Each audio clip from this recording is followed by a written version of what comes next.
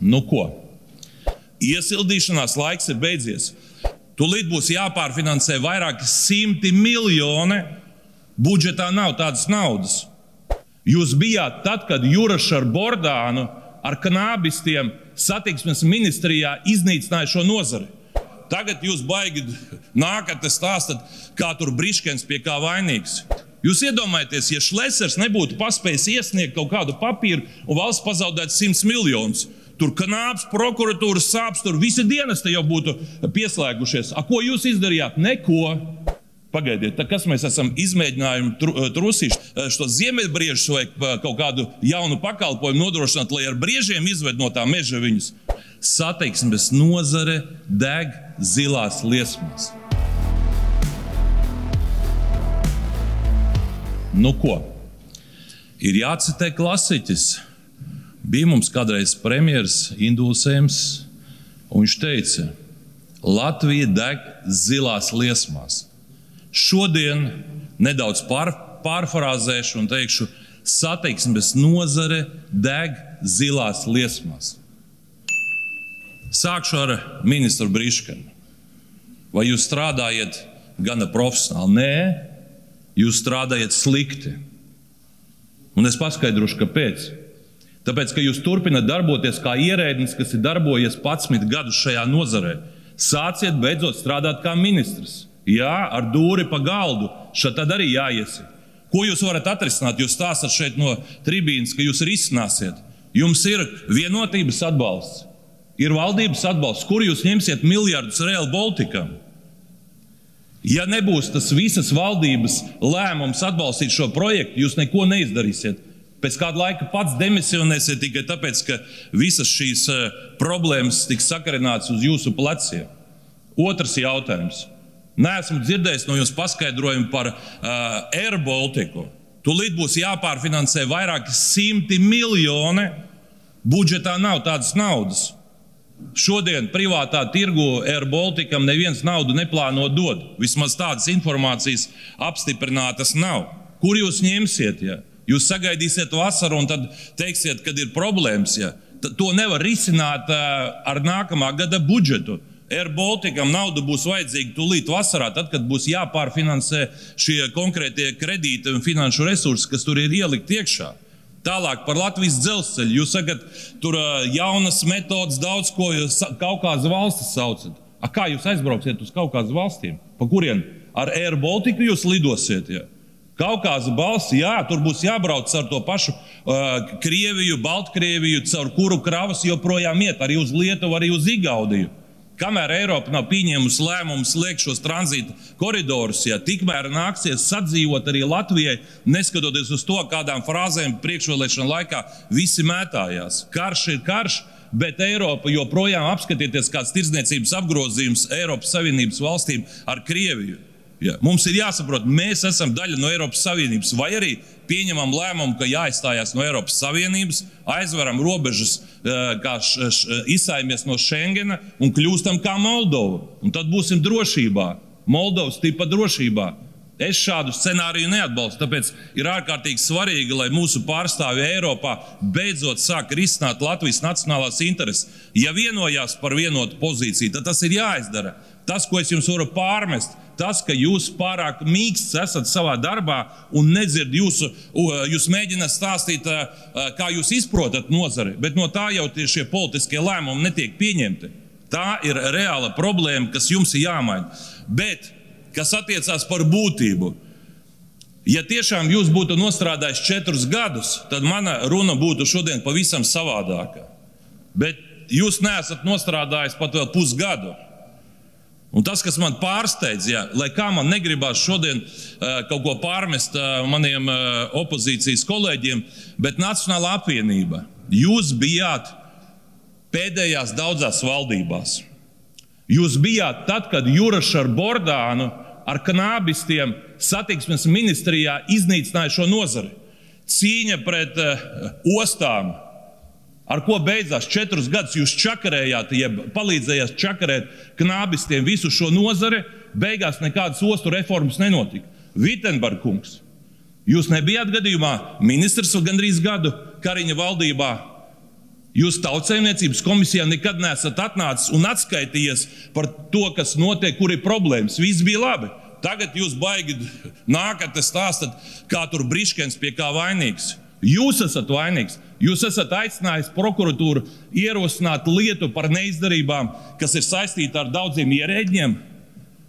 Iepriekšējais ministrs pirms jums bija tāds Tāls Linkaits, kurš varēja virzīt jautājumus uz priekšu tikai tad, kad Juraša Knābis, kas bija viņa padomnieks, to sankcionēja. Visās tikšanās viņš sēdēja blakus.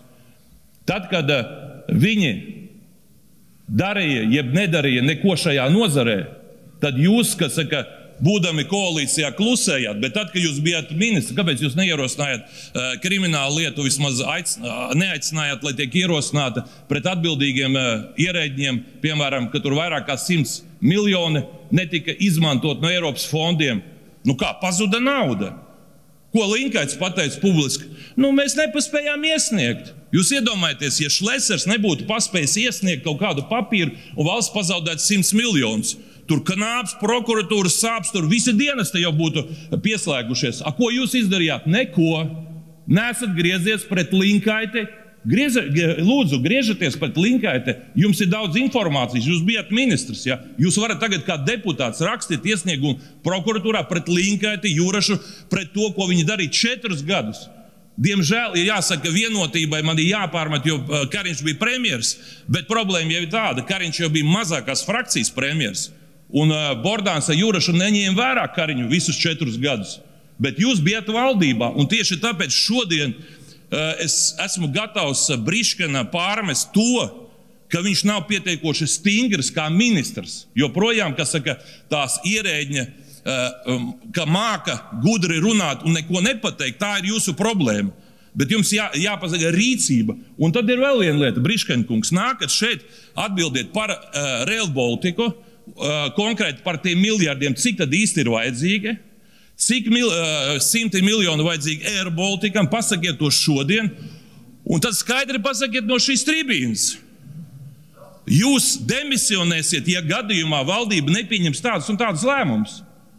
Tad es aicināšu savu frakciju šodien nebalsot par jūsu demisiju, ja jūs pateiksiet, ka jūs pats demisionēsiet, ja jums nebūs šāds atbalsts.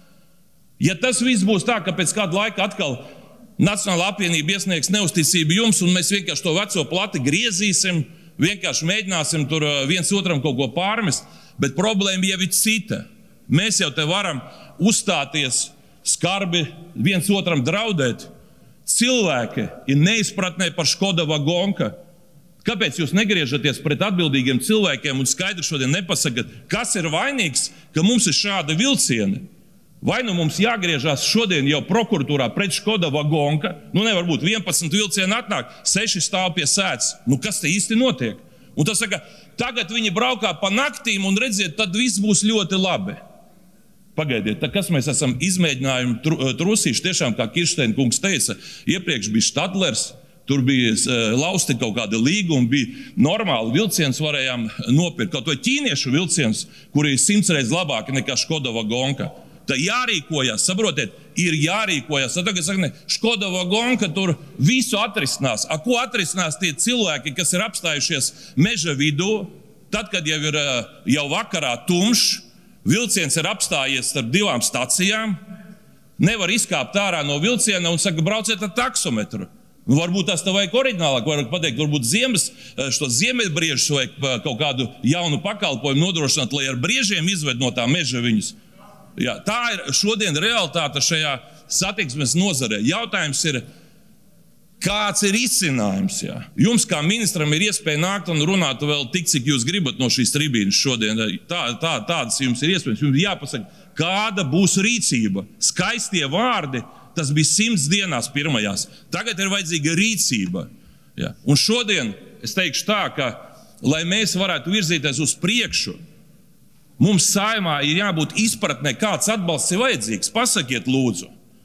Bet, lai kā jūs profesionāli strādātu, jums jāpasaka, no kurienes jūs ņemsiet naudu.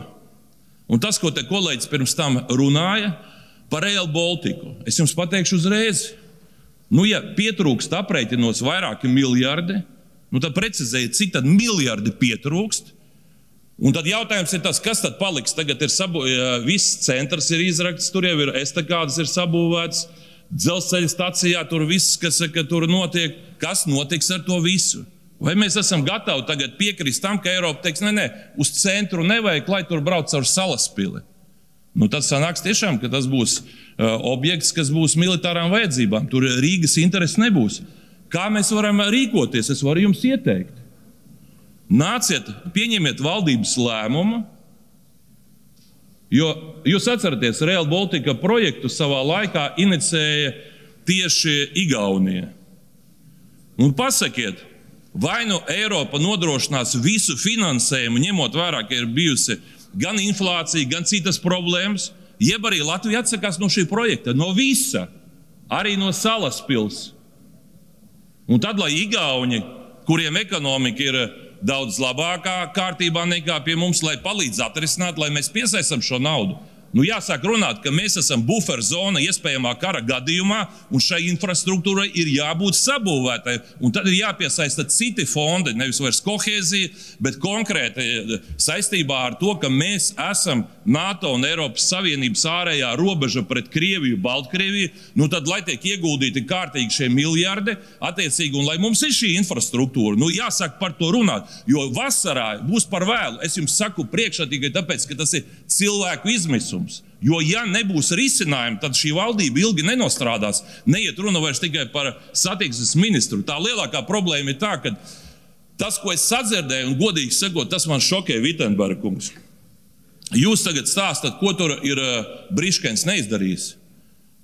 Jūs kā ministrs neesat tiem ierēģiem neko pats līdz darīt. Cik jūs esat atlaidis, cik jūs lietas esat ierosinājis.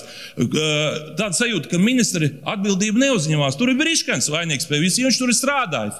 Jūs ministrs bijāt. Ko jūs darījāt? Jūs varējāt griezties pret Briškenu. Tas nekas, ka viņš bija deputāts šeit sēdē opozīcijā. Par neizdarībām.